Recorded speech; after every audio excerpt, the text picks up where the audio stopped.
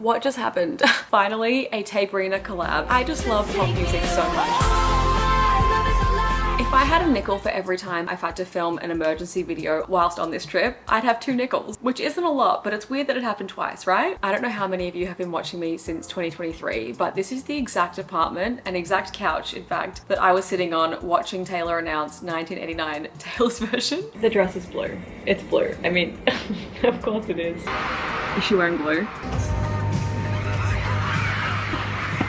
Something exciting just always happens when I'm in New York. So today's video is incredibly unscripted, unplanned, probably short and sweet, but 2 very big things have just happened in the world of pop culture, and more specifically my favorite genre, which is female blonde American pop stars from Pennsylvania. So let's get into it. Firstly, new Sabrina Carpenter album, Man's Best Friend, coming out August 29th. Quick show of hands, how many people saw that coming? Because I know I didn't. I don't think I've been able to talk about Manchild on this channel yet. I didn't react to it, obviously, because I'm traveling. I was at a friend's wedding, but if it weren't obvious, I'm obsessed. Even more so than the song, the music video. It is so incredibly my style. Like, it just reminds me of beautiful old films with the most stunning wardrobe I've ever seen, maybe in any music video ever. So I'm deeply obsessed with that, and therefore so incredibly excited about what is to come from this new album, both musically and visually. So my guess for this album and the theme based on kind of the name and the album artwork is that it will kind of be a commentary or fun satirical take on how men treat women, like animals, aka dogs, aka bitches. As usual, Sabrina kind of does this play on the male gaze of kind of weaponizing her sexuality and then flipping the script, using funny lyrics and showing her dominance. The album was only announced like an hour ago, and there's already so much backlash that I'm seeing online about the album artwork and also the title. So I just wanted to address that because I have a very different take on it compared to what I'm seeing online. People are saying it's anti-feminist, that it's, you know, setting women back, that it's patriarchal in its values, and I just want to remember, like, context matters. This is Sabrina Carpenter. If you've heard any of her songs in the past, I think it's pretty clear to ascertain that that is not what the vibe will be.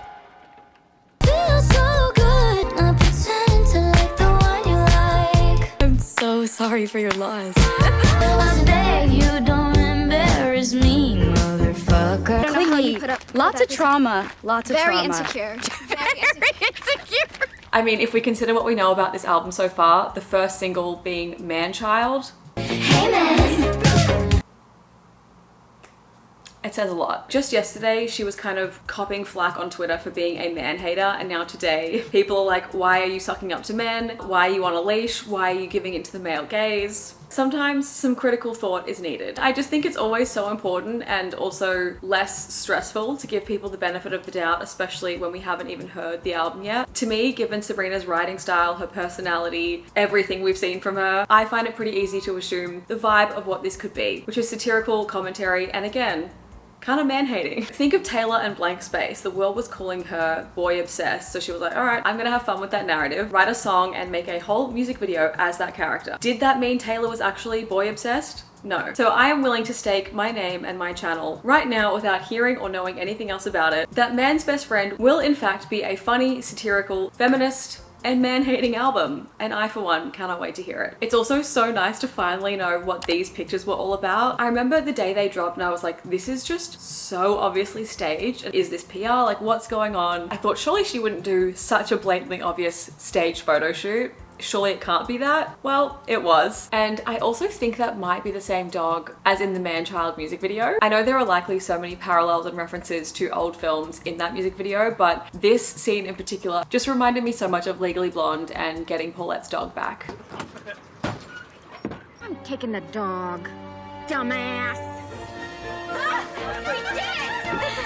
So besides the title, the album cover, likely the back cover I think, which I really like, and also the release date, what we know so far is that it has 12 tracks, 9 of which are explicit, so I can't wait to see what she says, and the opening track is in fact Manchild. By the way, Sabrina pulled a full Taylor and hinted at the album's title in the Manchild music video, MBF. Now, as you probably know, I think a track 1 kind of sets the tone for an album. Think about Fearless on Fearless. State of Grace on Red, the one for Folklore. So if the rest of the album is anything like Manchild, album of the summer incoming, honestly. Speaking of which, this album comes out exactly one day before the cutoff for the 2026 Grammys, which is very deliberate and so incredibly smart. It slots Sabrina right into this year's eligibility, freeing herself up to create whatever she wants next year without having to compete with herself. She's sneaking it in just in time. I cannot believe I forgot to mention this, but also this album is produced by Jack Antonoff. So not only am I so personally happy and excited for myself, a big fan of Jack, I'm also kind of excited that all the people that hate Jack are about to hear a whole new album full of bangers by him. Okay, so let's take a look at her letter together. Wow, feels like just last week I was analyzing a different announcement letter. So first off, let's just take note of like the design of this. I'm not drawing a comparison to Tortured Poets, but I do just love like the little wine stain ring. So Sabrina said, my new album, Man's Best Friend, releases August 29. I didn't plan on releasing a new record. However, when inspiration strikes, I go into the studio, and when it doesn't, I still go to the studio. Love a hardworking queen. Can I just say, this is so nitpicky of me, but it bothers me that the I's at the beginning of sentences are capitalized. Like she's following capitalization rules there, but then the I's in the middle of the sentence are lowercase. I think you need to commit to one or the other. If you're gonna go full Gen Z, all lowercase, go for it. Otherwise, follow the rules. This hurts my brain. But luckily, life was really happening to me and inspiration struck. I tried not to overthink the process this time. I felt so at ease making Man's Best Friend that I felt like it was a gift that shouldn't be taken for granted, as every inch came together so effortlessly, different from my other previous projects where I'd bang my head to crack numerous codes. This one felt like riding a bike. That just reminds me so much of what Taylor said in that discussion where she talked about how if you stay ready, you don't have to get ready, and the more she writes and the easier it becomes. I'm making more albums at a more rapid pace than I ever did before because I think the more art you create, hopefully the less pressure you put on yourself. If you stay ready, you don't have to get ready. If you keep making stuff, you just keep making stuff and hopefully you get better at it. It doesn't have to be so, you don't have to belabor it and polish the doorknob so long that you forget to open the door. Recently, I've found that the more things I make, and the happier I am. Sabrina is just so Tay daughter. I went back to some of my favorite artists growing up, listening to a lot of Stevie, Dolly, Donna, etc. When I read that line, I think I kind of read it in a rush and I thought that the album was going to be like inspired by that sound. Now, I don't necessarily think that's true, but if it is, it's over for me. I'm very excited. And was surprised to find so many of the artists I love put out a new record every year for a long time. Can't say that that is or will be the norm for me, but this time it really eased my mind about putting something out when it feels right. I am endlessly grateful to you who is reading this for your trust in me, and I can't wait to share these stories with you. Pre-order, pre-save, pull up, all my love, Sabrina. I think similar to her previous two albums, this will be incredibly witty and in particular, this theme could be alluding to how women are so loyal or how men are so loyal to their pets, their dogs, but then turn around and treat women like shit. Sound-wise, I'm personally hoping for some 70s influence. Now, something I noticed looking at her website, which has also had a fantastic rebrand, is this font or typeface looks very familiar, and I can't confirm that it's the Folklore font. It looks very similar. The Folklore font is I'm Fell italicized, I believe. I used it a bunch back in that era, so I feel like I've seen this a lot, which could mean nothing, but we'll get to that. The main thing I want to say about this is for anyone put off by the title or the album cover, just give it a chance and wait to hear the songs before making up your mind. And now let's talk about our other favorite blonde pop star, Miss Taylor Swift. The very first thing I saw at 12:59 Eastern Standard Time when I typed in taylorswift.com, these tabs at the top of the website I had not seen before, and in particular, directed projects. Now, I don't know if this was visible last week when that change happened and I just missed it because I was reading the letter. That being an especially highlighted, featured tab on her website is very telling to me. On that page, they are highlighting all of Taylor's self-directed music videos, and to me, this is just a very clear indication of the direction her career is going and what her team is trying to focus on, indicating, I think, that we are very much headed towards Taylor's feature film directorial debut. So, the summer merch drop, or the Taylor Swift summer collection. I really had no idea what this was going to be, but I think it's kind of on brand with what I would have assumed or what I might have guessed. And I've seen a lot of people online kind of confused about why a summer drop has so many long sleeve and like, what do Americans call them? Sweatpants and like sweat sets, especially for people that live in like Hawaii or Florida or North Carolina or places where I'm assuming it is way too hot to wear something like that in summer. To me, that's kind of a clue that this whole summer drop is very like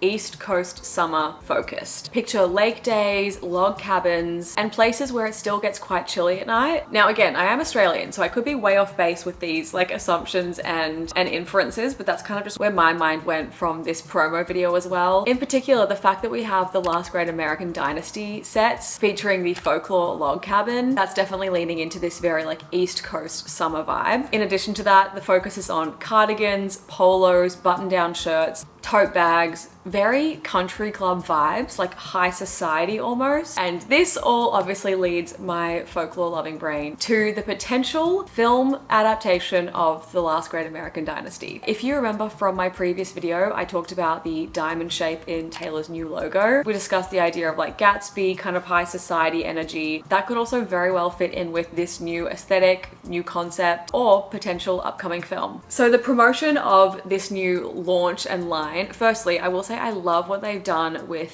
the merch styling and the photography for the website, showing it kind of in more of a lifestyle way. To me, it's just so much more preferable when I'm viewing items online. And the vibe of this photo shoot reminded me of, well, firstly, like American Eagle and Hollister vibes, but also the book and upcoming either TV or film adaptation of We Were Liars. I don't know if any of you guys have also read that, but it's kind of like an East Coast wealthy family vibe, very preppy, very upper class, but with secrets, which also fits very well into the fact that I am watching Revenge for the first time right now. I'm having a very American East Coast summer. Taylor saw that and created a merch drop just for me, I guess. Speaking of, let me know if you guys did buy anything. So yeah, I had been, oh, I love seeing seagulls in New York. I honestly didn't really realize they flew so high up here, but the 1989 branding is accurate. I need to show you where you're sitting right now.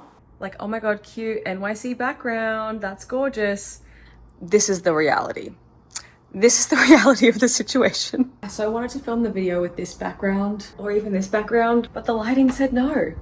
So sorry. I had obviously been talking about which Taylor Swift songs might find their way onto the soundtrack for The Summer I Turned Pretty final season next month, but I actually think it's quite likely that We Were Liars might feature a Taylor Swift song, whether that is a vault track, a debut Taylor's version. We'll have to wait and see, but that is my prediction for now. Okay, now finally we have entered the part of the video that is not based in any reality and purely my own speculation and delusion, and that is the potential for a Tabrina collab. Taylor and Sabrina coming together to maximize their joint slay. So this might sound crazy, but walk with me. Okay, these two fonts, I'm not saying they're identical, but I'm also not saying they're not. Like, look at that S. I need someone who understands fonts and typefaces better than me to analyze this, because they do kind of both look like a treble clef to me. But how could this be a coincidence? Like I was saying, the font on Sabrina's website looking so much like the folklore font.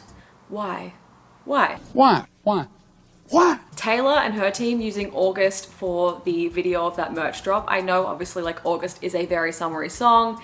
It works on its own accord. I remember thinking I had you. But do you know what else is happening in August? That's right, Sabrina's album drop. And again, the wine stain ring matching the Tortured Poets coffee ring. Obviously, this could all be so far-fetched, but I just want to remind you guys, when Taylor Easter egged The Story of Us collab with Gracie Abrams, I was like, what about a book? And then I put an Easter egg on the book.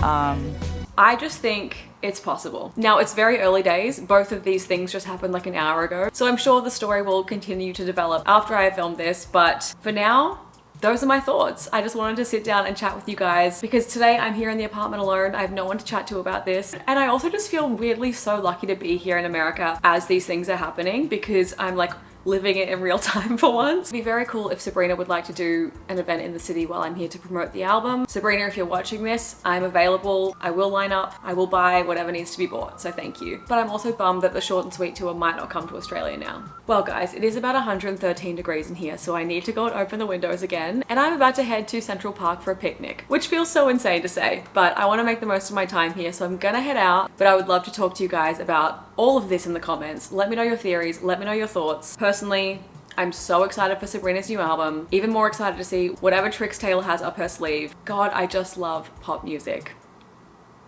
What a time to be alive. All right, well, I love you and I'll see you soon. Bye. Is this what it feels like?